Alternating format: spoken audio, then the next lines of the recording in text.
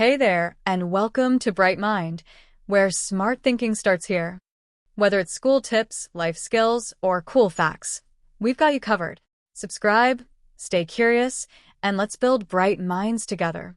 Please leave a comment, stay tuned, share, tag, and subscribe to our channel. Nneka, the only daughter of Chief Uche Anazi, was as brilliant as she was bold. A final-year medical student in Enugu, she carried her family's name with dignity, but her heart was not bound by titles or tradition. For 3 years, she had quietly loved Chijioke, an orphan mechanic from a humble background. Their paths crossed at a university fundraiser where he volunteered as a technician. Their bond, sealed in secrecy, blossomed into something deep and undeniable. But love, in her world, was not enough. Her father, a respected elder and custodian of tradition, had plans that didn't include a son-in-law with grease-stained hands. When Nneka returned home for the New Yam festival, she finally broke the silence. Dressed in a flowing blouse of George fabric and matching double wrapper, her coral beads glowing in the late afternoon sun, she stood before her father in the courtyard and declared her love. The courtyard fell silent. Chief Anazi's face, once smiling from palm wine and praise songs, twisted into stone. "You will marry who I choose," he thundered, voice echoing off the red clay walls. "A daughter of Anazi does not lower herself." But Nneka's reply came like thunder. "Then I am no daughter of Anazi." And with that, a war began, not just between father and daughter, but between old ways and new hopes. Chief Anazi wasted no time consulting the family elders. Deep in the ancestral compound, surrounded by cracked masks and the smoke of burning incense, they gathered in secrecy. The Dibia, native doctor, summoned in urgency, cast cowries on a raffia mat and confirmed the worst. Nneka's defiance had disturbed the ancestors. The spirit of her late mother, also once a rebellious heart, lingered unsettled. If this continues, the Dibia warned, the lineage may suffer. Meanwhile, Nneka sought refuge in Chijioke's humble compound on the edge of the town. The contrast couldn't be starker.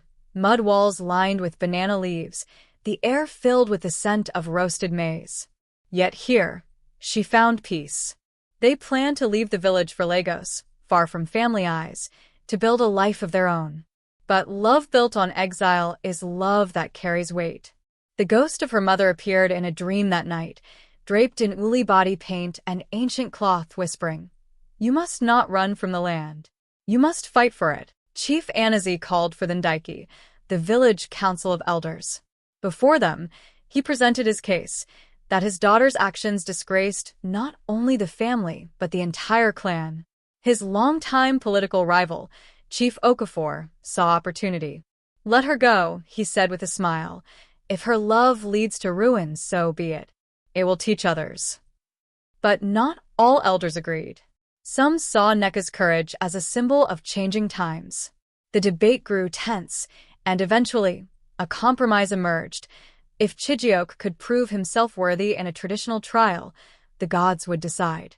Word reached Nneka through her cousin Ifunanya, a secret sympathizer. The trial would be threefold, a test of spirit, strength, and sacrifice. If Chijioke passed, Chief Anazi would lift his objection. But if he failed, the lovers would be cursed to remain apart, forever. Nneka and Chijioke accepted, without hesitation. "Let the gods see our love," Chijioke said, "and let them judge us fair." The first trial took place at night near the Idemili River, where the spirits of the ancestors were said to roam. Chijioke was tasked to retrieve a sacred stone from the riverbed, guided only by a single oil lamp and prayers to the river goddess.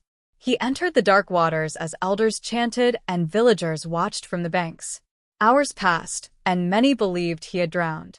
But just before dawn, he emerged, soaked, trembling, but alive, with the glimmering stone in his hand. That morning, Nneka knelt before her father. He passed. "He has the heart of a lion." Chief Anazi turned away, jaw clenched. But something in his eyes softened. A man's pride can be hard, but a father's love is harder to hide. Still, 2 trials remained. The second test was physical. Chijioke had to wrestle Okachukwu, the village's champion, strong, well-fed, and son of one of the elders. The arena was the village square, shaded by udala trees. Spectators gathered as drums rolled and dust rose. Nneka stood on the sidelines, beads clutched in her hands, praying with every blow.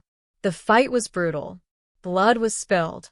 But in the final moment, as Okachukwu raised his arms in triumph, Chijioke rose from the ground with a warrior's cry and flipped him to the dust.